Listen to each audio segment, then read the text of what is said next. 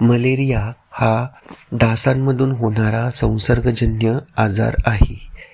Anopheles नावाच्या मादी डासाच्या चाव्यामुळे malaria होतो. हा डास प्लाझ्मोडियम नावाच्या परजीवीचा प्रसार करतो, जो शरीरात गेल्यावर रक्तपेशींवर परिणाम करतो. मुलांमध्ये मलेरियाची लक्षणे सामान्य तापाप्रमाणे दिसू शकतात, म्हणून त्याकडे दुर्लक्ष होऊ शकते.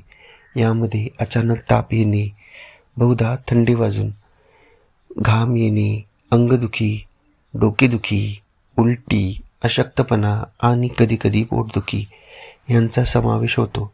काही गंभीर प्रकरणांमध्ये कावीळ, झटके किंवा श्वास घेण्यास त्रास होऊ शकतो. मलेरियाचे निदान करण्यासाठी रक्तचाचणी आवश्यक असते.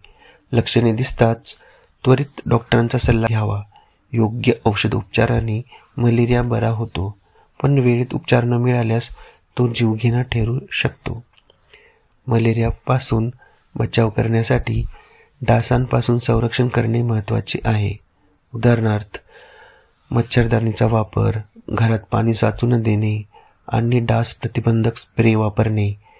मलेरिया प्रतिबंधक औषधे देखील काही भागांमध्ये दिली जातात. लहान मुलांमध्ये मलेरिया गंभीर होऊ